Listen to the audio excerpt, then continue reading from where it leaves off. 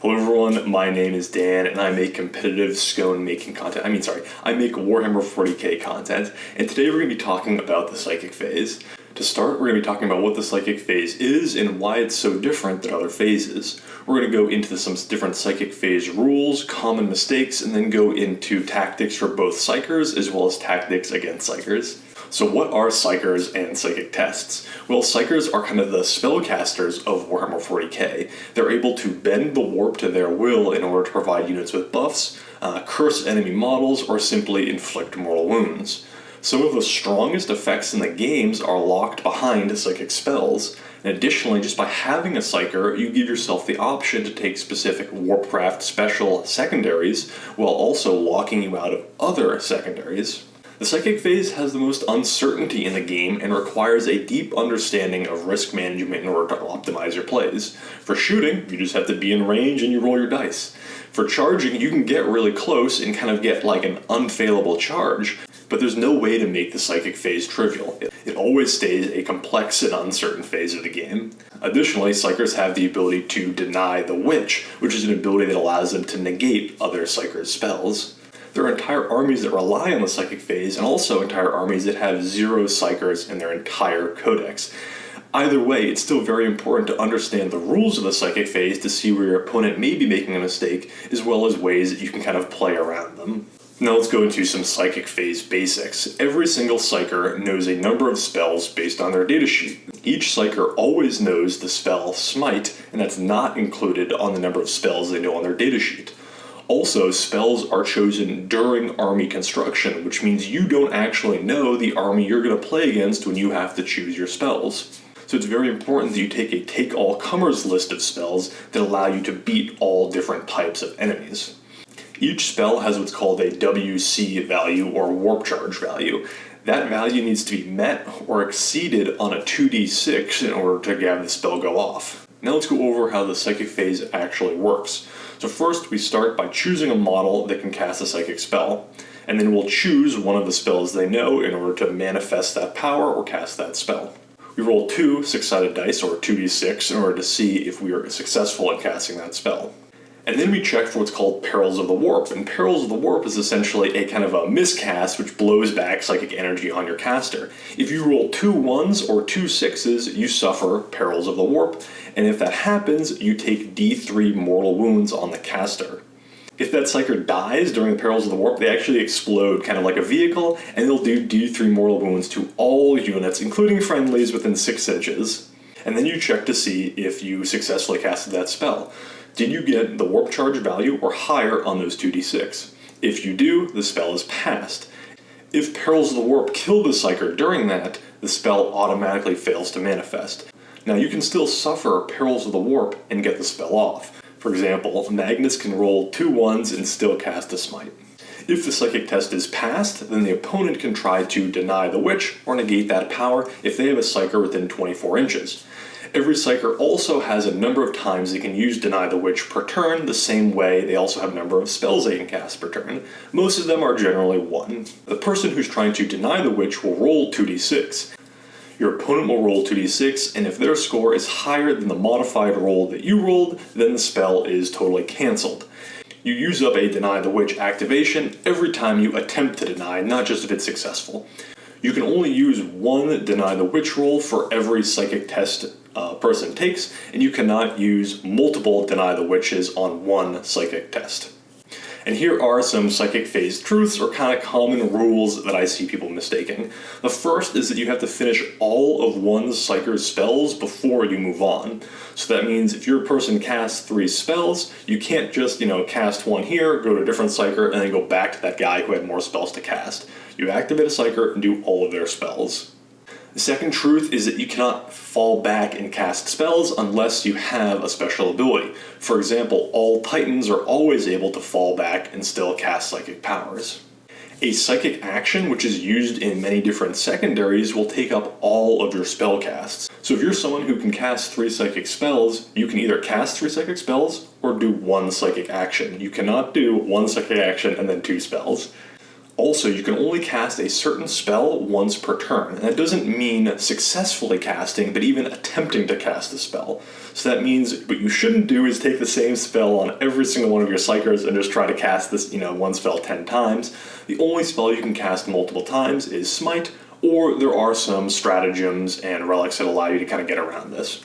Also, the Lookout Sir rule is used to kind of prevent the sniping of characters with ranged weapons, but it specifies it only applies to ranged weapons, so Lookout Sir does not apply to targeting with psychic spells. And finally, the CP reroll stratagem cannot be used to reroll psychic mortal wound damage. So something like Smite, you cannot use a CP reroll to reroll that value. As always, I want to thank my patrons for supporting me. I actually was able to just buy a really nice new camera thanks to their support. Of course, it's not being used right now. Once I learn how to use it, I'm hoping we can really increase the quality of my videos. So thank you for all my patrons, and if you want to support, I have a link down below. So now let's talk about Smite, because it is the spell that every single Psyker knows how to cast in every single army. Smite has a warp charge value of 5, but you add 1 to the warp charge value of the psychic power for every other attempt that has been made to manifest this power by unit in the same phase. When it's manifested, the closest enemy model within 18 inches of the Psyker and visible suffers D3 mortal wounds. And we also have what's called a super smite, where if the value of your test, and keep in mind this is the modified value, is 11 or higher, the unit suffers D6 mortal wounds instead. Most psychic spells have a warp charge value between 5 and 9, with the more powerful spells being all the way up to 9. Mortal wounds are a very interesting mechanic in 40k because they bypass all armor saves and invulnerable saves. Now, of course, it's not always good to look at, the points per wound effectiveness of a weapon, but it is worth noting that something like a smite, points per wound is much, much higher against something like a knight than a guardsman. Doesn't matter how tough or how good of the armor save your opponent is, mortal wounds go straight through. And because of this, psychic armies tend to do better against more elite armies like custodes or knights. One of the biggest issues I see with people when it comes to the psychic phase is not understanding how uncertain it really is. People kind of have this assumption that they have a spellcaster who can cast a spell and they should just be able to get it off every time. And then they get upset when their spell doesn't go off. But in reality, there's an incredible amount of risk that goes into casting every single spell. So now let's look into some different 2d6 dice math. So I'm not going to really derive any of this math for you because I've already done a whole video on 2d6 dice math, but I will kind of just go over some highlights and talk about the importance of understanding this math. So on the top here, we have the percentage chance to get a certain value or higher on 2d6. So for example, if we look at a 7 here, the chance to get a 7 or higher on 2 d6 sided dice is 58%. And we can see that a 5, our starting value for Smite, is an 83% chance. Now, I've talked before on my videos about how we mitigate risk in Warhammer 40k. One of the things people don't realize is that if you're reliant on multiple buffs stacking up together, even if there's a high percentage chance they happen, the actual total result that everything happens is pretty low.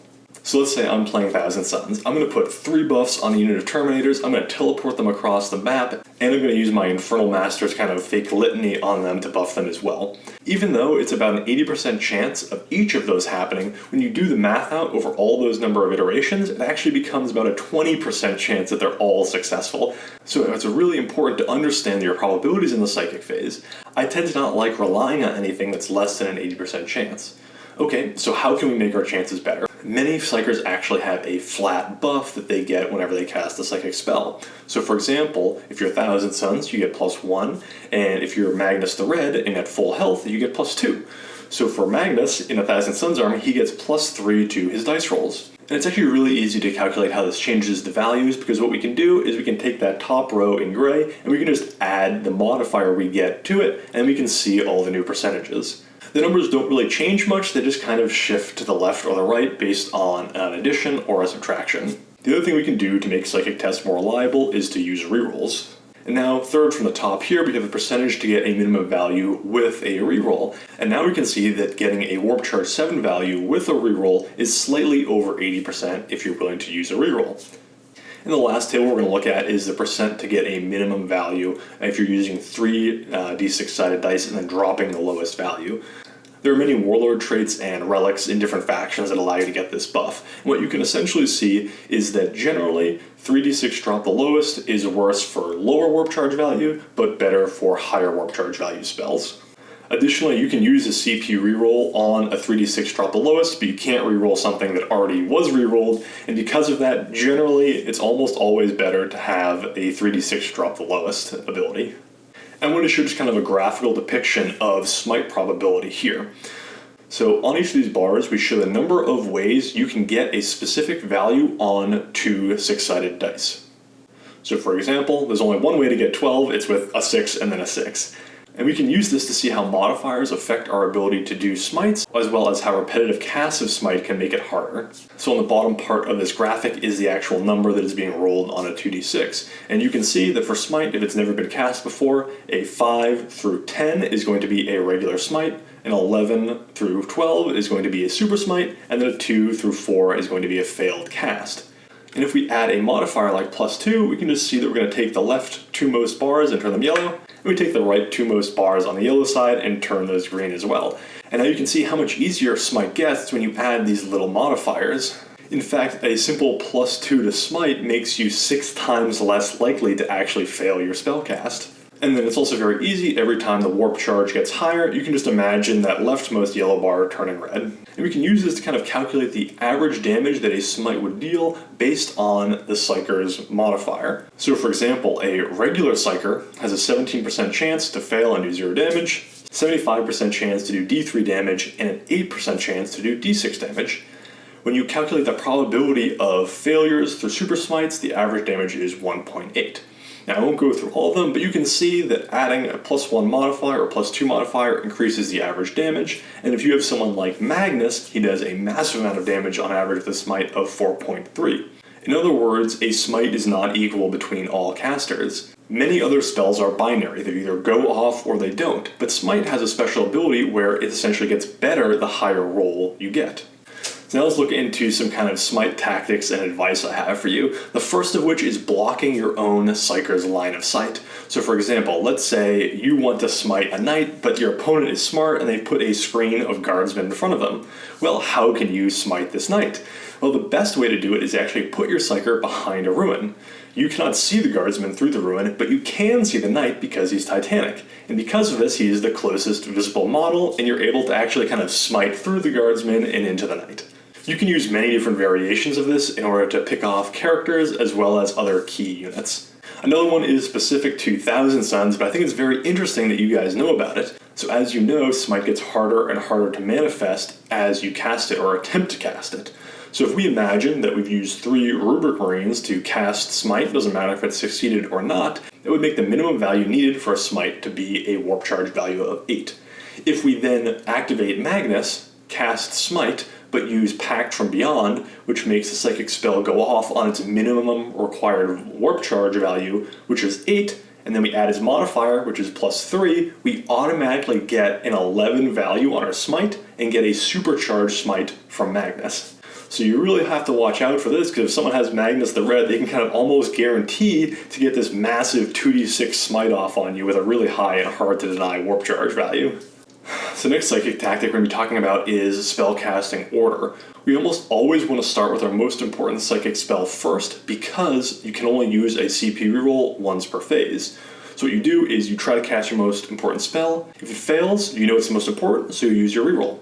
But if you had started with your less important spell and you failed, well, you can't reroll because you want to make sure you have it in your pocket for the most important spell, but maybe you do go to your important spell and you do cast it without a reroll. Well, you wish you could have gone back and rerolled the less important spell, but you can't do that now. So the takeaway is when it comes to charges or psychic spells, always go with your most important one first, so you know if you need to reroll it. My next piece of psychic phase advice is to double up on the most important spells in your army. Now, you can only cast a specific spell once per turn. What you don't want to do is be put in a position where you have a key model that if your opponent kills, you lose all access to a special psychic power. So if a psychic spell is critical to your game plan, take it on at least 2 different units. Consistency is key here when it comes to Psychic, and you don't want to give your opponent options to kind of break this chain of spells that you need to cast in order to win the game. It's also very important that you know your opponent's stratagems and abilities. The Black Templars have a stratagem called Abhor the Witch.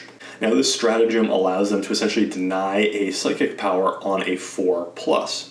Now you may be wondering, why would they ever call a stratagem Abhor the Witch when there's already a secondary called Abhor the Witch, and I will never be able to explain that to you. Another very rough ability is on the Calexis Assassin, which gives -2 to Psychic tests from all Psykers within 18 inches. That is incredibly powerful, and if you look back at the kind of percentage values of 2d6s, you can see that it drastically changes the dice rolls you need and the percentages in order to get your spells off.